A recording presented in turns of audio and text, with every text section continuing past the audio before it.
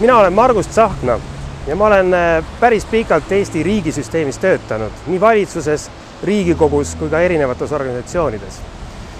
Minu ülesandeks on aidata kokku panna Eesti pikk plaan koos ekspertidega, koos teiega, et Eesti riigi korraldus muutuks isiklikumaks, muutuks lihtsaks ja kiireks, et me saaksime tagasi oma otsustusjulguse ja et need head mõtted, mida me kõik kokku paneme, saaksid päriselt ka teoks, selle asemel, et nad sureksid kuskil arengukavades ära.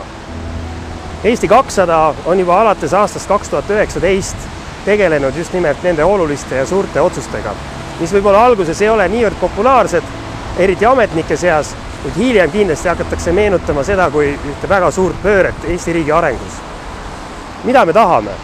Me tahame tegelikult seda, et iga inimene, ükspuha millises Eesti kohas ta ei elaks, ükspuha milline haridus tal on, milline rahvus tal on, tunneks, et vajadusel on Eesti riik talle olemas oma teenustega, oma haridusega, oma sotsiaalhoolekandega ja pakuks ka seda turvalist tunnet, mida inimestel tänapäeval eriti vaja on.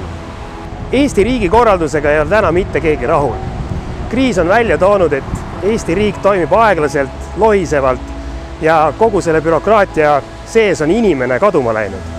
Täna õhtul arutavad järjekordsel seminaril Eesti kõige paremad eksperdid, kuidas moodi läbi viia päriselt see riigireform, kuidas moodi Eesti riik oleks isiklik, personaalne inimese vaatest.